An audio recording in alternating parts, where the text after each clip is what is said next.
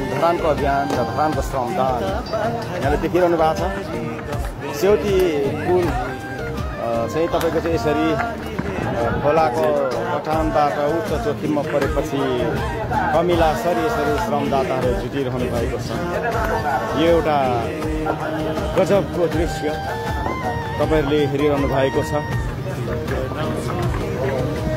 यो दैवी प्रकोप, यो अवस्थामा ट्वाक्काले झुक्नुपर्ने यसरी नै हो।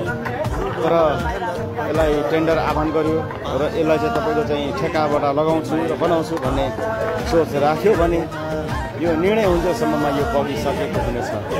र यो आज यो दृश्य तपाईँले धरान 5 र धरान 15 जोड्ने सेउटी खोलाको पुल, बगरकोट नजिकैको पुल मुनिको दृश्य हो। यहाँले यसरी देखिरहनु भएको छ। बडो गजबले मानिसहरूको उपस्थिति, खोलाभरि श्रमदाताको लर्को, खोलाभरि श्रमदाताहरूको हातेमालो गरेर ढुङ्गा बोकिरहेको दृश्य साँच्चै गजबको छैन र समानुपा।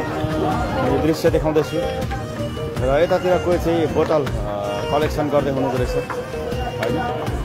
यो कलेक्सन गरेको बोतल यसरी उहाँले तारमा उनेर सङ्कलन गर्दै हुनुहुन्छ। यो बगेर गयो भने एउटा फोहोर हुन्छ र साँच्चै भन्नुपर्दा धरानेपन, धराने मन, धराने अभियान र धरानको श्रमदान यस्तो गजब छ।